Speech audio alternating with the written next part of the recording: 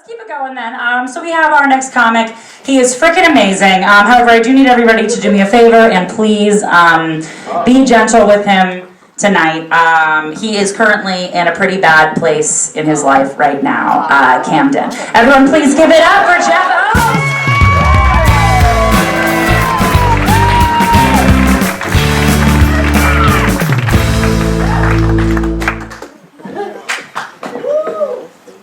So, where was I?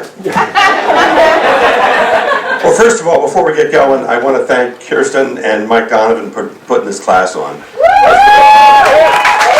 experience. I'm only auditing the course. But it's been really a lot of fun. And, you know, it's a great opportunity for some up-and-coming comics. Unfortunately for you, I'm not one of them.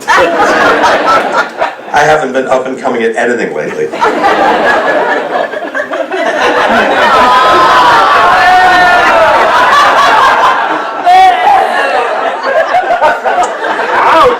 Ouch! Yes. Well, listen, I am the oldest guy in this class. So, in the spirit of the holidays, I want you to consider me the ghost of Christmas future. You're about to find out where your life is going to go. So buckle up, Buttercup. I was raised Lutheran. Any of you Lutheran? Yes! Yeah? Were you disappointed like I was when we found out we weren't worshiping Lex Luthor? I thought he had great hair. And I thought those 12 guys were his henchmen. But I did hear something the other day. I read online. Did you know that Pope had an addiction? He's a cataholic. Oh, I'm sorry, what's that? Oh, I'm sorry, I got that wrong. I read it wrong. He's a Catholic.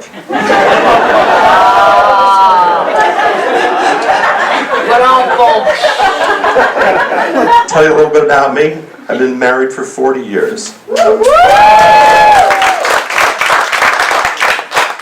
Cumulatively. No, I'm just kidding. My lovely wife is here tonight.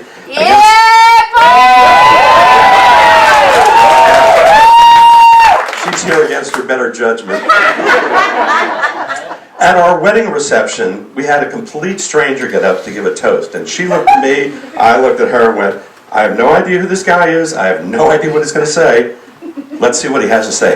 And he gave a very beautiful toast, which I still use to this day. It goes like this. May the happiest days of your past be the saddest days of your future. Got that? Happiest days of your past be the saddest day of your future. Happiest day of my past was the day I got married. I'll wait for you.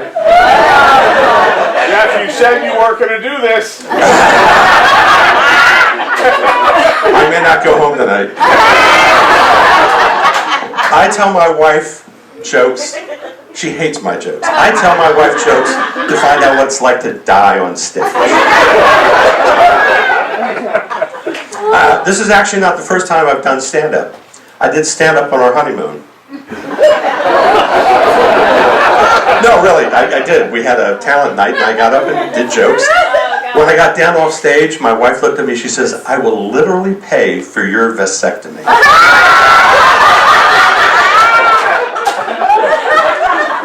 But we did have a son. He told us he wanted to go into the field of homicide. We just weren't sure if it was solving them or committing them. My wife says, you should stop doing stand-up. You're really not funny. I said, you're not really blonde. She's right here.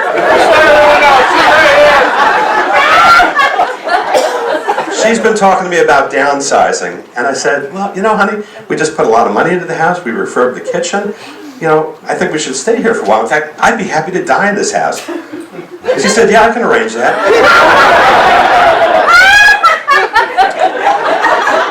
Real dinner conversation one night.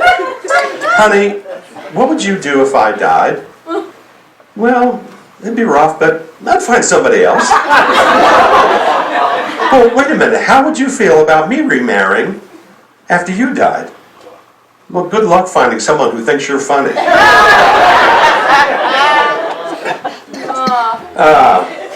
And, you know, after being married for 40 years, I have no idea what dating would be like. I mean, dating me would be like a visit to the dentist. Don't worry, this won't hurt a bit. Hey, let's get you numbed up.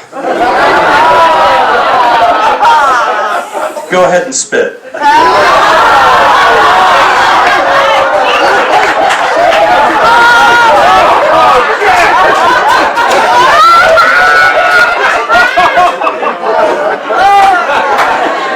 Oh, Jeff! Anybody heard the term sleep divorce? It's a new term they're throwing around. It's nothing more than people sleeping in separate beds. It's been going on for ever. My folks slept in separate beds. But my wife and I sleep in different places. She sleeps in our king-size bed. I sleep on our lazy boy recliner. It's quite nice. It does everything that my wife doesn't. It heats, it massages, and it has more than one position.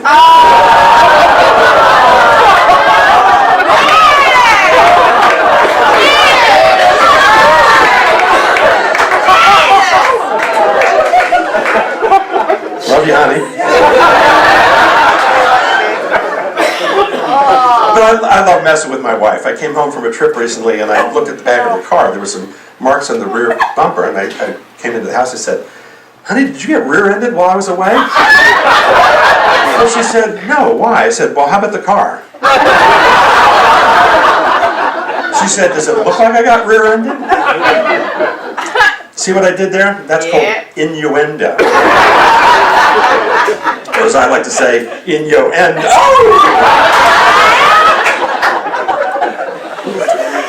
Well, anyway, I've got a stupid brother-in-law. His name's Steve.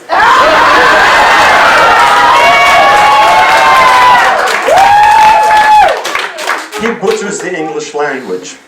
A lot of malapropisms. You ever hear, you know the phrase, I have 6 of one and half dozen of another. Same amount of each. 6 of one, half dozen of the other. He says, it's 6 to 1 and half dozen of the other. I said, Steve, that's a baseball score and some donuts.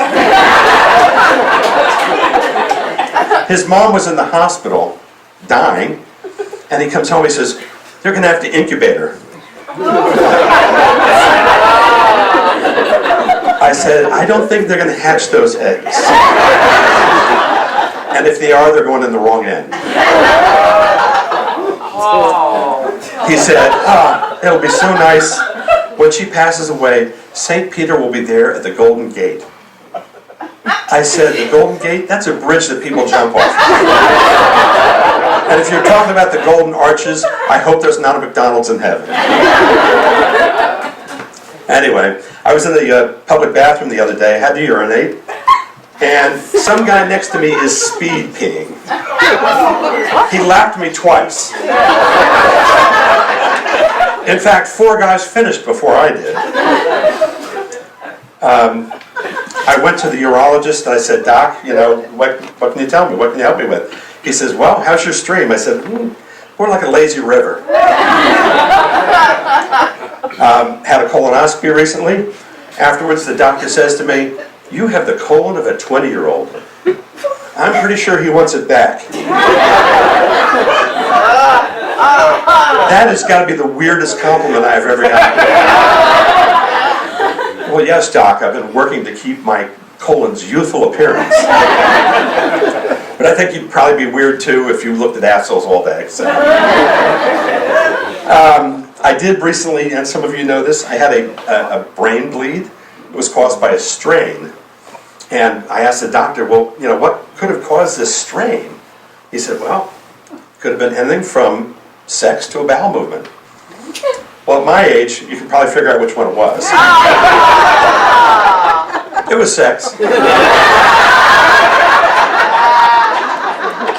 Yeah, before sex, I take a little blue pill. Advil. Sex for us is kind of like the Kentucky Derby. A lot of drinking involved, a lot of heavy breathing. It's very exciting. It's over in 2 minutes. The other day, my wife was coming home from work. She said, "Hey, you want to play around when I get home?" I said, "Sure." I showed up at the door naked. She had her golf clubs. All for the course. Well, listen, I'll be back in about 20 minutes. I've just got to go pee. So enjoy the rest of the show.